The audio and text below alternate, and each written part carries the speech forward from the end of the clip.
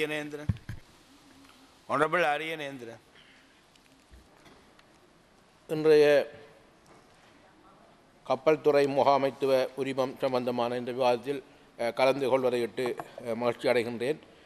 உண்மையில் அவ்வாறான ஒரு அமைச்சு சம்பந்தமான அந்த விவாதத்தில் இன்று உரையாற்றுகின்ற போது பல்வேறுபட்டவர்கள் பல்வேறுபட்ட விடயங்களை கூறிக்கொண்டு செல்கின்றார்கள். உண்மையிலே இந்த நான் கூற வேண்டியிருக்கின்ற விடயம் மிகவும் முக்கியமாக எங்கள் மட்டக்களப்பு மாவட்டத்தில் இப்பொழுது இருக்கின்ற மிகவும் ஒரு கொடிய பிரச்சனையாக இருந்து கொண்டிருக்கின்றது.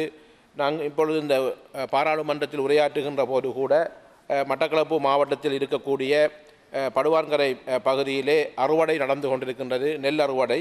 ஆனால் அங்கு காட்டு யானைகளின் தொல்லை அதிகூடிய இடத்தை பெற்று கொண்டிருக்கின்றது. குறிப்பாக பல்வேறுபட்ட இடங்களில் பட்டிப்பளை பிரதேச செயலாளர் பிரிவு, பெல்லாவளி பிரதேச செயலாளர் பிரிவு, அதைவிட பவுனதீவு பிரதேச செயலாளர் பிரிவுகளிலே அங்கு அறுவடை செய்ய முடியாமல் அங்கிருக்கின்ற மக்கள் யானையின் தொல்லையினால் இடம்பெயர்ந்து கொண்டிருப்பதாக எங்களுக்கு கூறியிருக்கின்றார்கள்.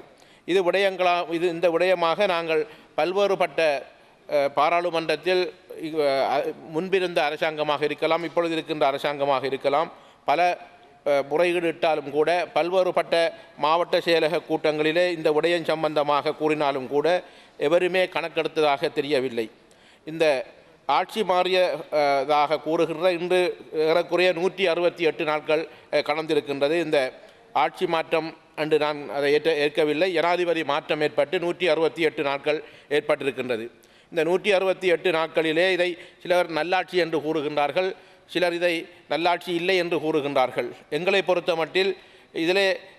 பொறுத்த மட்டில் நான் இதிலே பார்க்கின்ற போது உண்மையில் ஜனாதிபதி அவர்கள் மாறியிருக்கின்றார் என்பதை நாங்கள் ஏற்றுக்கொள்கின்றோம். ஆனால் எங்கே இருக்கின்ற எந்த அமைச்சர்களாக இருந்தாலும் அவர்களின் மனோநிலை மாறாத ஒரு சூழ்நிலைத்தான் நாங்கள் இதை காணக்கூடியதாக இருக்கின்றது. குறிப்பாக வடகிழக்கு மக்களாகிய நாங்கள் அல்லது வடகிழக்கிலே இருக்கக்கூடிய மக்களால் தெரிவு செய்யப்பட்ட பாராளுமன்ற உறுப்பினர்களாகிய நாங்கள் இந்த ஆட்சியிலே எந்த ஆட்சி வந்தாலும் ஒரு ஏமாற்றுகின்ற இனமாகவும் ஏமாற்றப்பட்ட இனமாகவும் நாங்கள் தொடர்ச்சியாக இருந்து கொண்டிருக்கின்றோம். அது எந்த விடயத்தை நாங்கள் எடுத்து நோக்கினாலும் கூட யார் ஆட்சி பீடத்தில் இருந்தாலும் அதை உதாசீனம் செய்வதும் ஒரு இனவாத கருத்துக்களாக அதை புறக்கணிப்பதையுமே நாங்கள் பார்த்து கொண்டிருக்கின்றோம். இப்பொழுது இந்த 168 நாட்கள் ஆட்சி மாறியதற்கு பிற்பாடு பல்வேறுபட்ட கருத்துக்களும் பல்வேறுபட்ட கோரிக்கைகளும் வருகின்றது. இப்பொழுது இலங்கையை விட்டு வெளியிலே சென்ற எமது புலம்பெயர்ந்து வாழ்கின்ற உறவுகளை இங்கே எடுத்து விழா நடத்துவதற்கான ஒரு ஏற்பாடும் கூட இடம்பெறுகின்றது.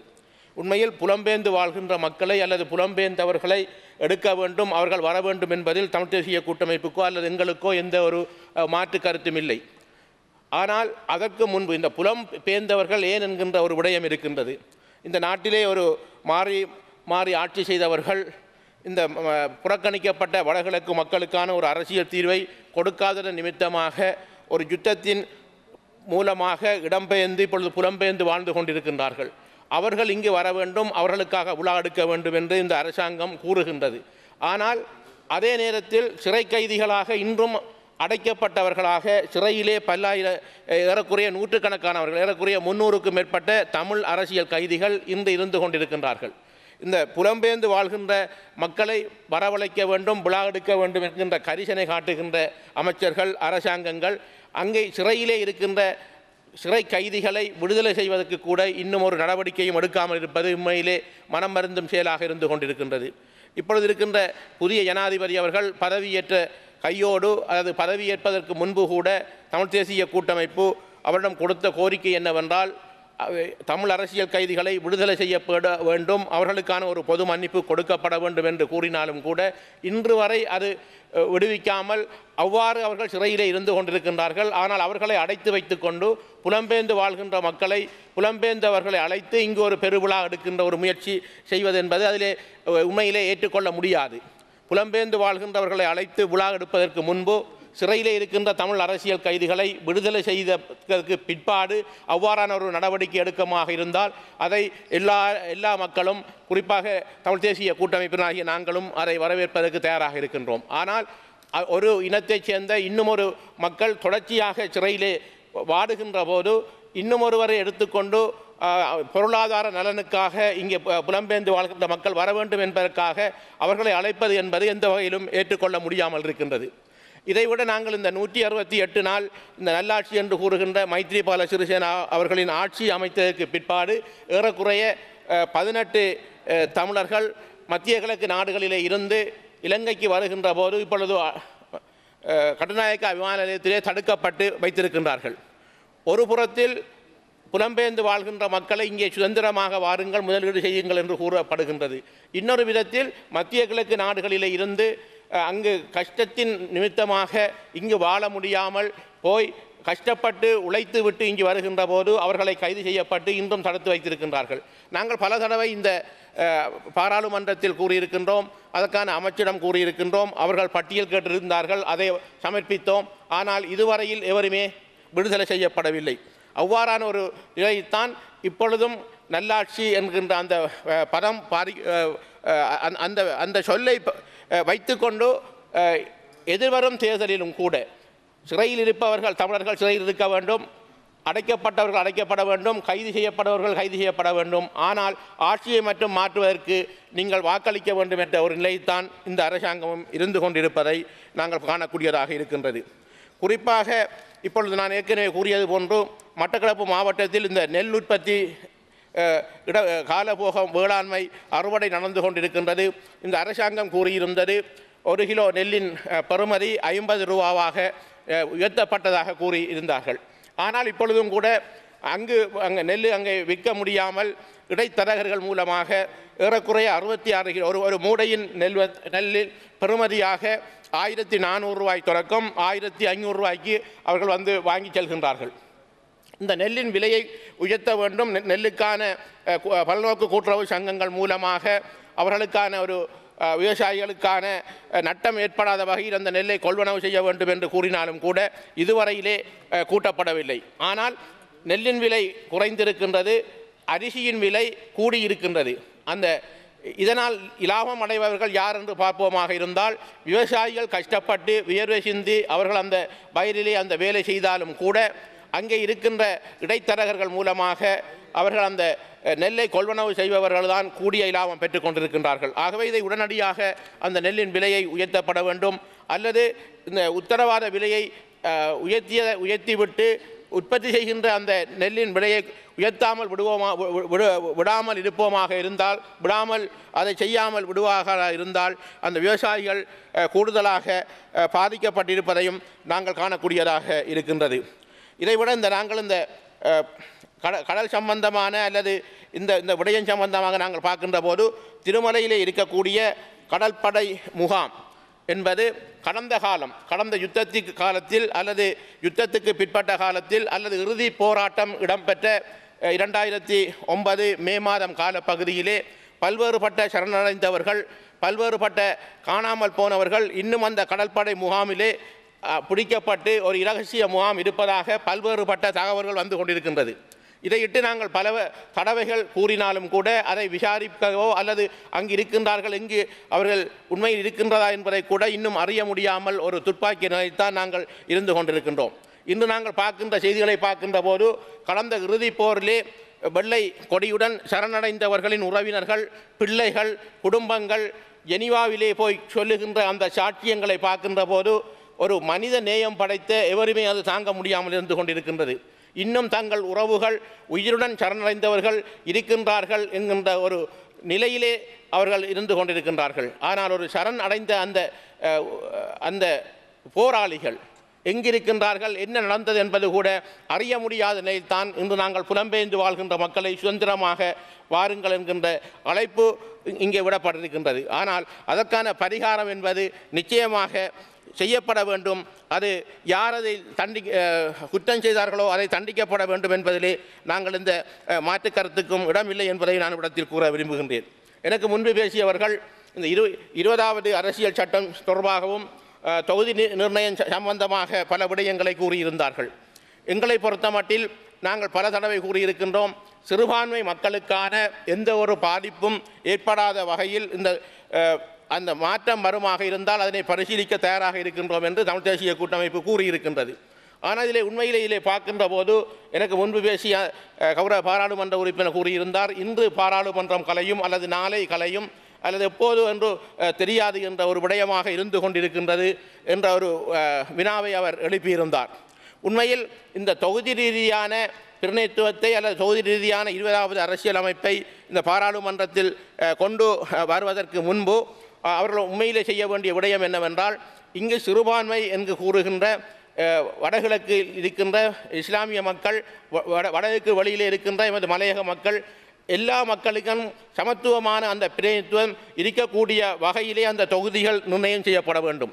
இந்த தொகுதி நிர்ணயம் செய்கின்ற போது உண்மையில் காணி அல்லது அந்த மக்கள் வசிக்கின்ற அந்த எல்லைகளை வைத்து, அதாவது ஒரு மாவட்டத்திலே அல்லது ஒரு தொகுதியிலே கூடிய இனத்தை சேர்ந்தவர்கள் இருப்பார்களாக இருந்தால், இன்னும் ஒரு குறைந்த இனங்கள் உள்ள இன்னும் ஒரு இனங்கள் இருப்பார்களாக இருந்தால் நிலத்தொடர்பற்ற தொகுதி முறையினை அறிமுகம் செய்யப்பட வேண்டும் என்பதை நான் அதில் ஒரு ஆலோசனையை கூறலாம் நினைக்கின்றேன். இந்த நிலத்தொடர்பற்ற தொகுதி முறை என்று கூறுகின்ற போது ஒவ்வொரு மாவட்டங்களிலும் அல்லது அந்த மாவட்டங்களில் அந்த சமூகம் சார்ந்தவர்கள் அந்த மாவட்ட எல்லையிலே இருந்து அந்த இனம் சார்ந்த பிரதிநிதித்துவத்தை எடுக்கக்கூடிய ஒரு வாய்ப்பு இருக்கும். ஆகவே இந்த தொகுதி நிர்ணயம் செய்கின்ற போது நிலத்தொடர்பற்ற தொகுதிகளாக அதை செய்கின்ற போது அந்த சிறுபான்மை மக்களின் பிரதிநிதித்துவம் குறையாமல் இருக்கும் என்கின்ற ஒரு விடயத்தையும் நான் இவ்விடத்திலே சுட்டிக்காட்ட விரும்புகின்றேன். ஆகவே இந்த இப்பொழுது இந்த ஆட்சி மாறி அல்லது நல்லாட்சி என்று கூறினாலும் கூட இந்த நல்லாட்சியிலும் பல்வேறுபட்ட துன்ப துயரங்களிலே பாதிக்கப்பட்டு கொண்டிருக்கின்ற ஒரு இனமாக வடகிழக்கில் இருக்கக்கூடிய மக்கள் நாங்கள் இருந்து கொண்டிருக்கின்றோம். இந்த ஆட்சி மாறியதற்கு பிற்பாடுதான் ஒரு அரசாங்க உத்தியோகத்தர் மண்டூரில் இருக்கின்ற மதிதயன் என்கின்றவர் கடந்த மாதம் 26ஆம் தேதி அவரின் இல்லத்திலே வைத்து பட்டப்பகலிலே சுட்டு கொலை செய்யப்பட்டார். ஆனால் அந்த விசாரணை இடம்பெறுகின்றது என்று சொல்லப்படுகின்றது. அதிலே கைது செய்திருக்கின்றார்களா அல்லது அதிலே குற்றவாளிகள் இன்னும் கண்டுபிடிக்கவில்லை என்றால் அதிலே இருக்கின்ற மர்மம் என்ன, அல்லது அதுக்கு பின்னால் யார் இருக்கின்றார்கள், ஏன் அவ்வாறு செய்திருக்க வேண்டும் என்ற விடயங்களையும் அது ஆராயப்பட்டு அதிலே பாதிக்கப்பட்டவர்கள் தண்டிக்க வேண்டும் என்பதை நாங்கள் கூற விரும்புகின்றோம். இந்த 2009 மே மாதம் 19ஆம் தேதிக்கு பிற்பட்ட காலத்திலே நாங்கள் பார்க்கின்ற போது இந்த யுத்தம் ஏற்பட்ட காலத்திற்கும் யுத்தம் முடிந்த காலத்துக்கு பிற்பாடு பார்க்கின்ற போது இந்த ஒழுக்கம் என்பது யுத்த காலத்தில் வடகிழக்கிலே ஒரு கட்டுக்கோப்பாக இருந்தது. ஆனால் இந்த யுத்தம் முடிந்ததற்கு பிற்பாடு ஒரு ஒழுக்க சீரற்ற சமூகமாக வடகிழக்கிலே இருக்கக்கூடிய மாணவ சமூகமும் இளைஞர் சமூகமும் திட்டமிட்டு ஏதோ ஒரு சக்தியினால் மாற்றப்பட்டு கொண்டிருக்கின்றார்கள். இதிலே குறிப்பாக யாழ் மாவட்டத்தை பொறுத்த மட்டிலே கூடுதலாக போதை வஸ்து பாவனைகள் அதிகரிக்கப்பட்டிருக்கின்றன. மட்டக்களப்பு மாவட்டத்தை பொறுத்த மட்டிலே கூடுதலாக மதுபான பாவனைகள் அதிகரிக்கப்பட்டிருக்கின்றன. இந்த 2 மாவட்டங்களையும் இலக்கு வைத்து ஏதோ ஒரு சக்தி தமிழ் மக்களின் உணர்வுகளையும் தமிழ் தேசிய உணர்வுகளையும் இல்லாமல் மழுங்கடிப்பதற்கான நீண்டகால செயற்பாட்டிலே செய்து கொண்டிருக்கின்றார்கள் என்கின்ற ஒரு வேதனை அல்லது என்ற ஒரு சந்தேகம் பலரின் மத்தியில் இருந்து கொண்டிருக்கின்றது. எமது இப்பொழுது இருக்கின்ற ஜனாதிபதி அவர்கள் பதவியேற்றதுக்கு பிற்பாடு கூறியிருந்தார், அதிகூடிய மதுபான சாலைகளை குறைக்க வேண்டும் என்ற கருத்தை கூறியிருந்தார். அதற்கு முன்பிருந்த முதலிருந்த ஜனாதிபதியும் கூட மதுபான சாலைகளை குறைக்க வேண்டும் என்று கூறியிருந்தார்கள். ஆனால் இதில் வேதனை என்னவென்றால் தென்பகுதியிலே இருக்கக்கூடிய பல்வேறுபட்ட மதுபான சாலைகள் குறைக்கப்பட்டிருக்கின்றது. அதன் அனுமதி பத்திரங்கள் வடகிழக்கிலே இருக்கக்கூடிய பல்வேறு இடங்களுக்கு மாற்றப்பட்டிருக்கின்றது. அதன் காரணமாக இப்பொழுது வடகிழக்கிலே கூடிய மதுபான சாலைகள் அதிகரிக்கப்பட்டிருக்கின்றது. ஆகவே இந்த நல்லாட்சி என்று கூறுகின்ற இந்த நேரத்திலே இவ்வாறான மதுபான சாலைகளை ஆய்வு செய்து அதைகளை குறைப்பதற்கான ஒரு வாய்ப்பை எடுக்கப்பட வேண்டும். இதைவிட தொடர்ச்சியாக இருக்கின்ற ஒரு பிரச்சனை என்னவென்றால் வடகிழக்கு மக்களுக்கான இளைஞர்களுக்காக இருக்கின்ற பிரச்சனை வேலையற்ற பட்டதாரிகளாக அதன் பட்டியல் இப்பொழுது நின்று கொண்டு செல்கின்றது. இந்த 2011ஆம் ஆண்டுக்கு பிற்பட்ட காலப்பகுதியிலே 100கணக்காக இருந்து இன்று வரை ஏறக்குறைய வடகிழக்கிலே 2500 பட்டதாரிகள் வேலையற்றிருந்து கொண்டிருக்கின்றார்கள். ஒரு பட்டம் பல்கலைக்கழகம் சென்று அவர்கள் பட்டத்தை முடித்துவிட்டு வெளியேறுகின்ற போது அவர்களுக்கான தொழில் வாய்ப்பு கொடுக்காமல் இருக்கின்ற போது தொடர்ச்சியாக அந்த பட்டியல் நின்று கொண்டு செல்கின்றதன் காரணமாக அவர்கள் பல்வேறுபட்ட போராட்டங்களை நடத்துவதற்கு உந்தப்படுகின்றார்கள். இதன் மூலமாக அவர்கள் மன விரக்தி அடைகின்றார்கள். நாங்கள் பார்க்கின்ற போது பல்வேறுபட்ட உளரீதியான பாதிப்பில் பலர் தற்கொலை முயற்சிகளில் கூட இதில் இறங்கி இருக்கின்றார்கள். ஆகவே இந்த உளரீதியாக அவர்கள் பாதிக்கப்படுவதற்கும் அவர்களில் வேலை இல்லாமல் அவர்கள் கஷ்டப்படுவதையும் நாங்கள் கருத்தில் கொண்டு எதிர்வருகின்ற இந்த தேர்தலுக்கு இடையில் நான் நினைக்கின்றேன் பாராளுமன்றம் கலைப்பது எப்போது என்று பிரதமருக்கும் தெரியாது, அமைச்சருக்கும் தெரியாது, ஜனாதிபதிக்கும் தெரியாது என்று நான் நினைக்கின்றேன். ஏனென்றால் எவ்வாறு கலைப்பது என்பதை அவர்களே சிந்தித்துக் கொண்டிருக்கின்றார்கள். இந்த பாராளுமன்றம் என்பது ஒரு நீண்ட நோயாளி தொண்டையிலே தண்ணி ஊற்றுவது போன்று இன்று சாகுவாரா அல்லது நாளை இறப்பாரா என்ற ஒரு அடிப்படையில் தான் இந்த பாராளுமன்றம் இருந்து கொண்டிருக்கின்றது. இன்று கலையுமா நாளை கலையுமா என்று. ஆனால் இப்பொழுது தூக்கி போட்டிருக்கின்ற பிரச்சனை என்னவென்றால் 20வது அரசியல் அமைப்பை கொண்டு வந்துதான் பாராளுமன்றம் கலைப்போம் என்று கூட கூறுகின்றார்கள். ஆனால் அதிலே கூறுகின்றார்கள் அவ்வாறு அதை தொகுதி ரீதியான நடைமுறையை அமல்படுத்தினாலும் கூட வீதாசார தேர்தல் முறையில்தான் பாராளுமன்ற தேர்தல் இடம்பெறும் என்றும் கூட கூறுகின்றார்கள். அவ்வாறாக இருப்போமாக இருந்தால், அவ்வாறு சொல்வதாக இருந்தால் அதை 20வது அரசியல் அமைப்பை கொண்டு அடுத்த தேர்தலை நடத்துவ வேண்டி அடுத்த தேர்தலை தான் நடத்தப் போகின்றோம் என்று கூறினால் ஏன் அந்த 20வது அரசியல் அமைப்பை இப்பொழுது அவசரமாக கொண்டு வர வேண்டும்? இப்பொழுது இருக்கின்ற நடைமுறையிலே இந்த பாராளுமன்றத்தை நடத்திவிட்டு அதற்கு முன்பு வாருகின்ற அடுத்த பாராளுமன்றத்திலே அந்த 20வது அரசியலமைப்பை கொண்டு அங்கே இருக்கின்ற அந்த பாராளுமன்ற உறுப்பினர்கள் அனுமதியுடன் அதை நிறைவேற்றக்கூடிய வாய்ப்பு இருக்கின்றது. ஆகவே இதில் இருக்கின்ற தந்திரோபாயம் என்னவென்பதை சிறுபான்மை மக்களாகிய நாங்கள், சிறுபான்மை பிரதிநிதித்துவத்தை படைக்கின்ற கட்சிகளாகிய நாங்கள் மிகவும் சந்தேகமாக எல்லோருமே இருக்கின்றார்கள். இதில் ஏன் அவசரப்பட வேண்டும், இதில் என்ன இருக்கின்றது என்கின்ற கேள்வி கூட இருந்து கொண்டிருக்கின்றது. ஆகவே இவ்வாறான நிலைத்தான் இந்த பாராளுமன்றம் இடம்பெற்றுக் கொண்டிருக்கின்றது. நான் தொடர்ச்சியாக 2004ஆம் ஆண்டிலிருந்து இந்த பாராளுமன்றத்தில் அங்கம் வைத்துக் கொண்டிருக்கின்றேன். நான் இந்த 2004ஆம் ஆண்டிலிருந்து இன்று வரையும் நான் இந்த பாராளுமன்றத்தில் அவதானித்த விடயம் என்னவென்றால், தொடர்ச்சியாக இந்த சிறுபான்மை மக்களாக இருக்கக்கூடிய, குறிப்பாக வடகிழக்கிலே பிரதிநிதித்துவப்படுத்துகின்ற தமிழ் தேசிய கூட்டமைப்பு பாராளுமன்ற உறுப்பினர்களாகிய நாங்கள் கேட்கின்ற கேள்விகள் அல்லது எடுக்கின்ற நடவடிக்கைகள், எங்கள் மக்களுக்காக நாங்கள் உண்மைகளை கூறுகின்ற போது நாங்கள் ஒரு இனவாதியாகவும் நாங்கள் ஒரு பயங்கரவாதிகளாகவும் சித்தரிக்கப்பட்ட வரலாறு நான் நினைக்கின்றேன். 2004ஆம் ஆண்டு தொடக்கம் நேற்று வரை பீரிஸ் அவர்கள், முன்னாள் அமைச்சராக இருந்த வெளிவார அமைச்சர் மதிப்புக்குரிய கௌரவ பீரிஸ் ஐயா அவர்கள் வரை நாங்கள் எங்களை அல்லது எங்கள் தமிழ் மக்களை தொடர்ச்சியாக பயங்கரவாதிகள் என்கின்ற அந்த முத்திரையிலையும் தொடர்ச்சியாக உச்சரிக்கப்பட்ட சொற்களாக புலிகள் என்கின்ற சொல்லும் பிரபாகரன் என்ற சொல்லும் தொடர்ச்சியாக இந்த பாராளுமன்றத்திலே ஒலித்ததைத்தான் நான் கண்டிருக்கின்றேன். ஆகவே அவ்வாறான ஒரு போக்கில்தான் இந்த பாராளுமன்றம் இருக்கின்றதை தவிர உண்மையான ஒரு மக்கள் பிரதிநிதிகளாக சிறுபான்மை மக்களின் அரசியல் உரிமைக்காக குரல் கொடுக்கின்ற ஒரு பிரதிநிதித்துவம் கொண்ட இந்த தமிழ் தேசிய கூட்டமைப்பு இருக்கின்றது. அவர்கள் தமிழ் மக்களால் அங்கீகரிக்கப்பட்ட ஒரு ஜனநாயக ரீதியாக தெரிவு செய்யப்பட்டிருக்கின்றார்கள். அவர்களின் கோரிக்கைகளை நாங்கள் ஏற்க வேண்டும். அவர்களுக்கான கோரிக்கை ஏற்று அந்த அரசியல் தீர்வை வழங்கப்பட வேண்டும் என்பது அது ஏற்கனவே இருந்த கொலையாட்சியிலும் இல்லை, இப்பொழுது இருக்கின்ற நல்லாட்சியிலும் இல்லை என்று கூறி விடைபெறுகின்றேன். நன்றி, வணக்கம். Honorable Eric Prasanna Veeravarthana. මුලසුන ඔබ වන ගරු කාරක සභා සභාපතිතුමනි, අද දින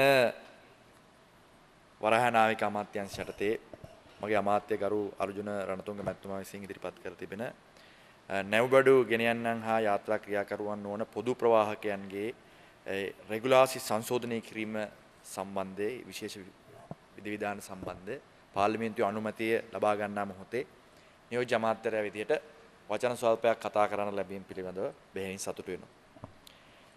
වරාය කියන්නේ අපි කවුරුත් දන්නවා රටක ආර්ථිකයේ දොරටුව ලෙස අපිට හඳුන්වන්න පුළුවන්.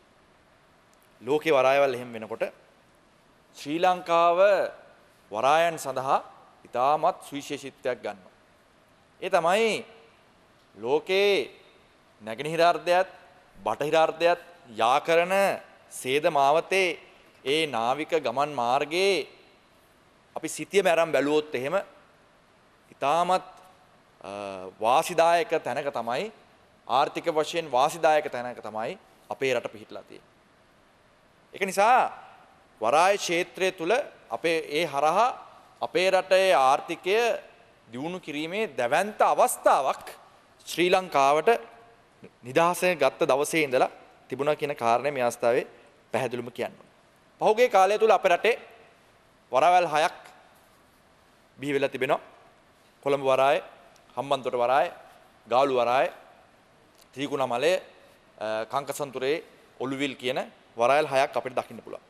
ඒ වගේ මේ වෙලාවේ මතක් කරන්න ඕනේ අරුන්දික මන්තුමා සඳහන් කරා හම්බන්තොට වරාය පිළිබඳ ගරු අමාත්‍යතුමා ඒ ව්‍යාපෘතිය මේ රටේ ජනතාව වෙනුවෙන් ඵලදායී ව්‍යාපෘතියක් බවට පත් කරන්න විශාල මෙහෙයක් මේ දවස්වල පහුගිය කාලේ පුරාවටම ඒ වගේම නියෝජ්‍ය අමාත්‍යවරයා විදිහට පහුගිය දවස්වල මම දැක්කා මහන්සි වෙලා ආයෝජකයෝ බොහෝ අමාරුවෙන් හොයාගෙන ඔවුන් සමග කතා කරලා මේක මාකට් කරන්න එතුමා සෑහෙන වෙහෙසක් දරනවා කියන කාරණය මේ අවස්ථාවේ පැහැදිලිවම කියන්න ඕනේ. ඒ වගේම මේ මහින්ද රාජපක්ෂ ජනාධිපතිතුමාගේ සමයේ ඒ ආරම්භ කරපේ වරාය ඒ කිසිම ගැටලුවකින් තොරව ඒකේ සංවර්ධන කටයුතු කරගෙන යනවා. ඊට අමතරව එතනින් එහා ගිහිල්ලා ඒක ඵලදායී තත්වයට ගේන්න එතුමා වෙහෙස මහන්සි වී කටයුතු කරනවා කියන කාරණය මේ අවස්ථාවේ පැහැදිලිවම සඳහන් කරන්න ඕනේ. ඒ වගේම මේ වරායල් අතුරෙන් වාණිජ්‍ය වශයෙන් අපිට ඉතාමත් වැදගත් වෙන්නේ කොළඹ වරාය. අපි දන්නවා දකුණු ආසියාවේ දැවැන්තම වරායක් විදිහට කොළඹ වරාය ඉදිරියට මෙන් පවතිනවා. පහුගිය කාලය තුල කොළඹ වරාය සීග්‍රේන් කන්ටේනර් මෙහෙයීමේ ධාරිතාවය වැඩි කරගනිමින් සීග්‍රේන් ඉදිරියට ඇවිල්ලා තියෙනවා කියන කාරණේ කවුරුත් දන්නවා. පෙර තිබුණා වගේ වරාය අධිකාරියේ පර්යන්තේ පමණක් නෙවෙයි තියෙන්නේ. අපි දන්නවා ප්‍රධාන පර්යන්ත සමාගම් තුනකට අයත්ව තියෙනවා. වරාය අධිකාරියට අයත්ව JCT ඒ පර්යන්තයත්, ඒ වගේම SAGT පර්යන්තයත්, CICT ඒ පර්යන්ත තුනක් අද තරංකාරීත්වයකින් කොළඹ වරාය තුල කටයුතු කරනවා. මේ තරංකාරීත්වය දුල්ලින් හොඳ වර්ධනයක් අපිට කොළඹ වරායක් විදිහට දකින්න තිබුණා. නමුත් අපි දන්නා අපේ වරාය අධිකාරිය ගත්තාම JCT පර්යන්තය ගත්තාම ඒකේ අභියෝග ගණනාවක් මුහුණ දෙනවා. අපේ අමාත්‍යතුමා දැවැන්ත වැඩපිළිවෙලක් හදලා ඒක සාර්ථක කරගන්න විශාල උත්සාහයක් දන්නවා. මේ කටයුත්ත ඵලදායී විදිහට කරගෙන යාම සඳහා ඒ තමයි ලෝකේ තාක්ෂණය දියුණුවලා තිබෙනවා. ඒ අනුව නැව්වල විශාලත්වය වැඩි වෙලා තිබෙනවා. ඒ නැව්වල විශාලත්වය වැඩි වෙනකොට ඒ අනුව ක්‍රියා කරන්න හැකි අයුරින් දොඹකරවල තත්වය ඒ වගේම පර්යන්තවල දිගපළවල ගැඹුර ඒ තත්වය දියුණු විය යුතුයි.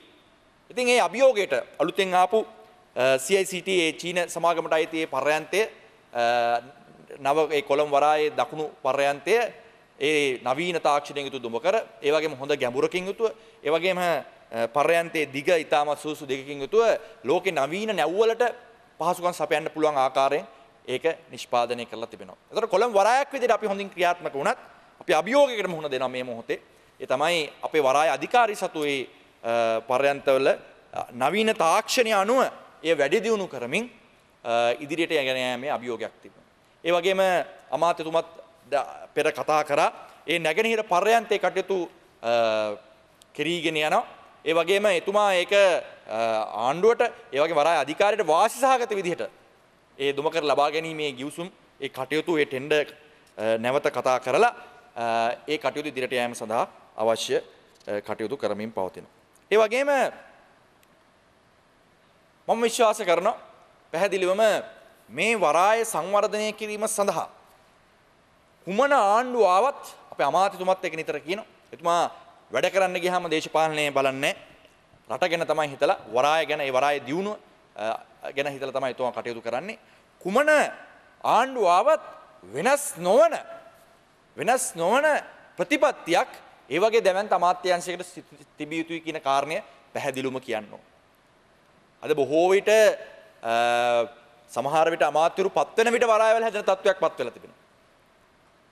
හැබැයි එහෙම නොවි ඒ නිවැරදි වැඩපිළිවෙලක් වරාය සඳහා අපි විශේෂඥයොත් එක්ක කතා කරලා රජයේ දැක්මත් එක්ක ඉදිරියට ගෙන යෑමේ දැවැන්ත අවශ්‍යතාවයක් තිබෙනවා. මොකද අපි පෙර සඳහන් කර පරිදි අපේ රටේ පිහිටීමත් එක්ක මේ වරාය ක්ෂේත්‍රයේ හරහා අපේ රට සංවර්ධනය කිරීම සඳහා ඉතාමත් හොඳ අවස්ථාවක් තිබෙනවා. ඒක නිසා අපිට නිවැරදි වැඩපිළිවෙලක් කොළඹ වරාය ඊළඟ අවුරුදු 20 තුළ කොහොමද සකස් විය යුත්තේ?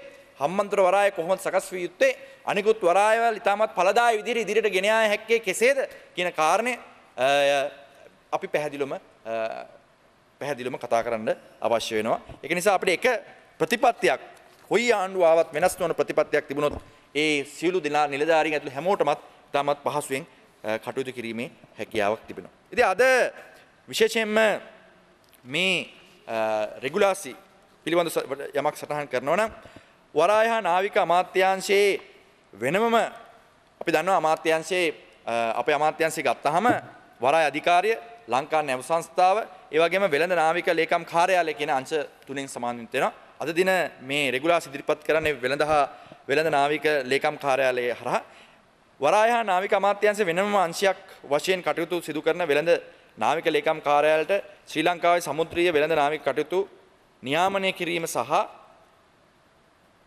එයට අදාළ නීති සම්පාදනය කිරීමේ හා ක්‍රියාත්මක කිරීමේ සමස්ත කාර්යභාරයම පැවරලා තියෙනවා. ඒ වගේම එක්සත් ජාතීන්ගේ සංවිධානය හා අනුබද්ධිත අන්තර්ජාතික සමුද්‍රීය සංවිධානය ශ්‍රී ලාංකීය කේන්ද්‍රීය ස්ථානය වශයෙන් කටයුතු කරනු ලබන්නේද මෙම වෙළඳ නාවික ලේකම් කාර්යාලය.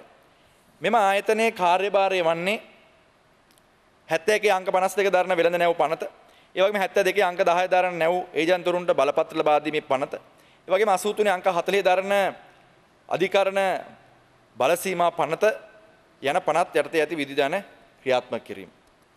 72 අංක 10 දරන නැව් ඒජන්තවරුන්ට බලපත්‍ර ලබා දීමේ පනත 72 වර්ෂයේ හඳුන්වා දුන් අතර එහි මූලික අරමුණ උනේ නාවික ක්ෂේත්‍රයේ කටයුතු කරන විවිධ සේවා ආයතනවල කටයුතු විනිවිදභාවයෙන් පවත්වාගෙන යාම සහතික කිරීම පිණිස ඒවා නියාමනය කිරීමත් සේවාලාභීන් ආරක්ෂා කර ගැනීමත් කියන කාරණයි. නාවික ක්ෂේත්‍රයේ ශීර්ඝ වර්ධනයත් සමග බහුවිධ ප්‍රවාහන වැඩි වශයෙන් යොදා ගැනීමත් සමගම නැව් සමාගම් අතර පවත්නා තරංකාරීත්වයේ හේතුවෙන් නැව්බඩු ගෙන යන්නන්ගේ සහ ප්‍රවාහකයන්ගේ ක්‍රියාකාරීත්වයන් සම්බන්ධ කරන යාත්‍රා ක්‍රියාකාරුවන් නොවන පොදු මෙහෙයුම්කරුවන් වශයෙන් නව සැපයුම්කරුවන් කණ්ඩායමක් බිහි තිබෙනවා.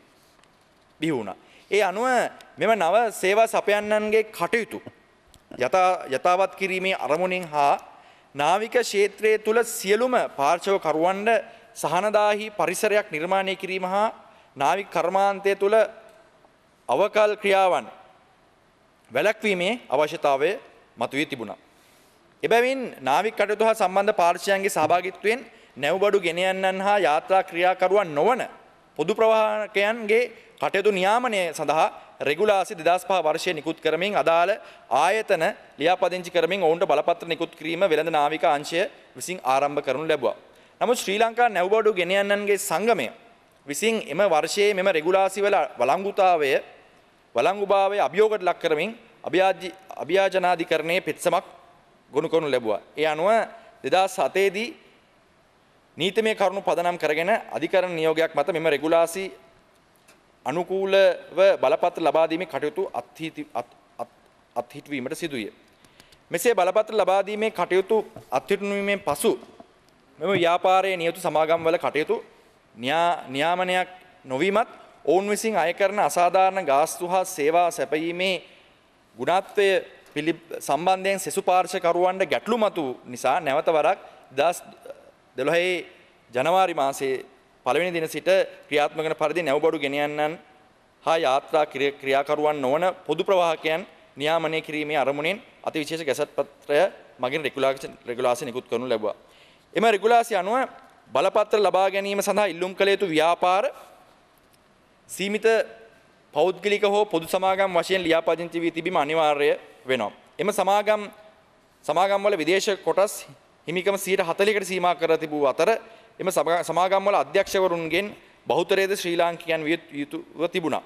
ඒ අනුව නාවික ක්ෂේත්‍රයට විදේශ ආයෝජන ආකර්ෂණය කර ගැනීමට මෙම කොන්දේසිය බාධාවක් වන බව නිරීක්ෂණය කරන ලදුව මුදල් අමාත්‍යාංශය විසින් සංශෝධනය කරන ලද රෙගුලාසි වෙළඳ නාවික කාර්යාලය වෙත යොමු කරනු ලැබුවා. ඒ අනුව 40%කට සීමා කර තිබූ විදේශ කොටස් හිමිකම සම්බන්ධ කොන්දේසිය මුලින්ම ඉවත් කර මුදල් අමාත්‍යාංශය විසින් සංශෝධනය කරන ලද රෙගුලාසි මුදල් අමාත්‍යාංශ උපදෙස් පරිදි වෙළඳ නාවික අංශය විසින් ගැසට් පත්‍රයක් මගින් ප්‍රසිද්ධ කරනු ලැබුවා. ඉන් පසුව එම රෙගුලාසි කැබිනට් අනුමැතිය සඳහා ඉදිරිපත් කරන ලද අතර ඉදි දැනට මෙම කර්මාන්තයේ නියුතු නැව්බඩු ගෙන යන්නන්ගේ නිරීක්ෂණයේ සැලකිල්ලටගෙන මෙවැනි ව්‍යාපාර සමාගම් විදේශ කොටස් හිමිකම 40%කට සීමා කළ යුතු යයි වන මුදල් අමාත්‍යාංශ නිරීක්ෂණය අනුව නැවතත් විදේශීය කොටස් හිමිකම 140කට සීමා කරමින් මුදල් අමාත්‍යාංශ විසින් රෙගුලාසි සංශෝධනය කර එම සංශෝධිත රෙගුලාසි ගෙසට් පත්‍රය පළ කිරීමට අප අවරාය අමාත්‍යාංශයේ විසින් වෙත එවා ඇති අතර කැබිනට් මණ්ඩලයේ නිර්දේශ අනුව මුදල් අමාත්‍යාංශ විසින් නැවත සංශෝධනය කරන ලද මෙම රෙගුලාසි වෙළඳ නාවික කාර්යාලය විසින් විශේෂ ගැසට් පත්‍රයක් මගින් නැවත වරක් ප්‍රසිද්ධ කරන ලවා තියෙනවා. එම සංශෝධනය යටතේ විදේශ කොටස් හිමිකම 40%කට සමාගම් වලට අමතරව මුදල් අමාත්‍යාංශයේ පහත ආකාරයේ සමාගම් වලටද ව්‍යාපාර කටයුතු කරගෙන යාමට හැකි වෙන පරිදි සංශෝධනය කර තිබෙනවා. අංක 1232 ඇරයිඩක් 14 දරන විනිමය පාලන දැන්වීම ප්‍රකාරව ශ්‍රී ලංකා ආයෝජන මණ්ඩලය වෙතින් මේ වන විටත් වැඩි විදේශ ආයෝජන ප්‍රතිශතයක් සඳහා අනුමැතිය ලබා ඇති සමාගම්. ඊළඟට 2013 අංක 1 දරන මූල්‍ය පනත වාණිජ්‍ය මධ්‍යස්ථාන නියෝග ප්‍රකාර ආයෝජන මණ්ඩලය විසින් අනුමත කර ඇති සමාගම්. ඊළඟට අංක 1232 ඇරයිඩක් 14 දරන විනිමය පාලන දැන්වීම ප්‍රකාරව ශ්‍රී ලංකා ආයෝජන මණ්ඩලය වෙතින් වැඩි විදේශ ආයෝජන ප්‍රතිශතයක් සඳහා අනුමැතිය ලබා ඇති මෙම නියෝග පළ කිරීමෙන් අනතුරුව ඇමරිකන් ඩොලර් මිලියන 10ට වඩා ආයෝජනය කර ඇති ඡන්ද බලය සහිත නිකුත් කළ කොටස් ප්‍රමාණයෙන් 20%ක් ශ්‍රී ලාංකික පුරවැසියන් විසින් දරනු ලබන සමාගම්. ඒ අනුව 1972 අංක 10 දරන නැවු නියෝජිතයන්ට බලපත්‍ර දීමේ පනතේ 10 වෙනි වගන්තියේ බලපත්‍ර ප්‍රකාරව නාවික විෂය භාර මගේ අමාත්‍යවරයා අර්ජුන රණතුංග අමාත්‍යවරයා විසින් සාදන ලද නියෝග අතිවිශේෂ ගැසට් පත්‍රයක විසින් ප්‍රසිද්ධ කිරීමෙන් පසුව අද පාර්ලිමේන්තුවේ අනුමැතිය සඳහා යොමු කරලා තිබෙනවා. ගරු පාර්ලිමේන්තුවෙන් ඉල්ලා සිටිනවා ඒ අනුමැතිය ලබා දෙන ලෙස. ඒ වගේම මේ වෙලාවේ මම හිතන්නේ පාර්ලිමේන්තුව විසිරීම සම්බන්ධයෙන් නොයෙකුත් අපි කොපි 20 වෙනි සංශෝධනය ගෙනල්ලා මේ රටේ නව මැතිවරණ ක්‍රමයක් ගෙනල්ලා ඒ අවශ්‍ය කටයුතු කරන්න කියලා අපි කතා කරත් බොහෝ පිරිස් මම හිතන්නේ ඉල්ලීම් කරනවා පාර්ලිමේන්තුව විසිරවන්න කියලා. අපි දන්නේ නැහැ කවදා කොහොම වේද කියලා. නමුත් බොහෝ අය ඒ ගැන කතා කරපු නිසා මමත් වචන ස්වල්පයක් කතා කරන්න යුතුයි කියලා අවසාන මොහොතේ මම විශ්වාස කරනවා. ඒ තමයි අපි 2010 මේ පාර්ලිමේන්තුවට පැමිණියා. මහනුවර දිස්ත්‍රික්කයේ හාරිස්පත්තු ආසනෙන්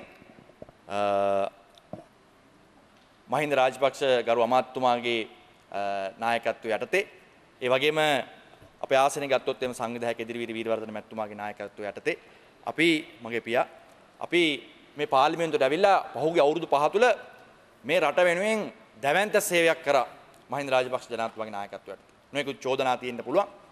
නමුත් අපි සුබවාදී බලනකොට අපි දැවැන්ත සේවයක් නොයෙකුත් අංශවල පහුගිය කාලය තුළ අපි කරනු ලැබුවා. ඉතින් අපි සතුටු වෙනවා මේ පාර්ලිමේන්තුවට ඇවිල්ලා මේ ගෞරවනීය සභාව තුළ උපදේශක කාරක සභාව තුළ නොයෙකුත් විෂයන් සම්බන්ධයෙන් කතා කරමින් අපි මේ රටේ ජනතාව වෙනුවෙන් මහනුවර දිස්ත්‍රික්කය ඇතුළු සමස්ත ලංකාවේම ජනතාව වෙනුවෙන් නොයෙකුත් විෂයන් යටතේ ඒ ප්‍රශ්න වලට කතා කරමින් ඔවුන්ව නියෝජනය කරන්න ලැබීම පිළිබඳව බෙහෙවින් සතුටු වෙනවා. ඒ වගේම ඒ ලබා දුන්න ශක්තිය පිළිබඳව එවකට ජනාධිපතිවරයා මහින්ද රාජපක්ෂ ජනාධිපතිතුමාට බෙහෙවින් ස්තුතිවන්ත වෙනවා. ඒ වගේම චමල් රාජපක්ෂ කතානායකතුමා ඇතුළු ඒ පාර්ලිමේන්තුවේ සියලුම කාර්ය මණ්ඩලය ඒ හැමෝටම ස්තුතිවන්ත වෙනවා ඒ අපිට ලබා දුන්න ශක්තිය පිළිබඳව. ඒ වගේම අවසානයේ අපි දන්නවා පහුගිය මැතිවරණේ මෛත්‍රීපාල සිරිසේන ජනාධිපතිතුමා අපේ පක්ෂයේ ලේකම්තුමා ජයග්‍රහණය කරේ. එතුමා ජයග්‍රහණය කරලා එතුමා අපේ පක්ෂයේ සභාපතිවරයා විදිහට පත් වුණා. පත් වෙලා ඉවරලා අපේ පක්ෂයේ මධ්‍යම කාරක සභාවේ තීරණයක් අනුව ඒ වගේම පාර්ලිමේන්තු මන්ත්‍රීවරුන්ගේ ශ්‍රී ලංකා නිදහස් පක්ෂයේ පාර්ලිමේන්තු මන්ත්‍රීවරුන්ගේ තීරණයක් අනුව අපි මේ ජාතික ආණ්ඩුවට ඇතුළත් වෙලා මේ රට වෙනුවෙන් අවශ්‍ය වන 19 වෙනි සංශෝධනය 20 වෙනි සංශෝධනය කිරීම සඳහා ඒ අවශ්‍ය ශක්තිය ලබා දීම සඳහා ජාතික ආණ්ඩුව වෙත ඇතුළත් වුණා. ඒ අනුව මම ස්තුතිවන්ත වෙනවා මෛත්‍රීපාල සිරිසේන ජනාධිපතිතුමාට මා විශ්වාස කරලා අර්ජුන රණතුංග අමාත්‍යවරයා යටතේ මේ වරායහා නාවික නියෝජ්‍ය අමාත්‍ය পদවිය මට ලබා දීම පිළිබඳව. ඒ වගේම මම ඉතාමත් සතුටු වෙනවා අපේ රටේ සුවිශේෂී දේශපාලන චරිතයක් වන ඉතාමත් අවංක දේශපාලන චරිතයක් වන අර්ජුන රණතුංග ගරු අමාත්‍යතුමා යටතේ ඒ අමාත්‍ය পদවිය ලැබිලා කටයුතු කරන්න ලැබීම පිළිබඳව බෙහෙවින් සතුටු වෙනවා කියන කාරණේත් මේ අවස්ථාවේ මතක් කරනවා. නැවතත් පාර්ලිමේන්තුවේ සියලු දෙනාටම මගේ ස්තුතිය ප්‍රකාශ කරමින් මම නිටනවා. බොහොම ස්තුතියි. Thank you. Item number 1, House agree.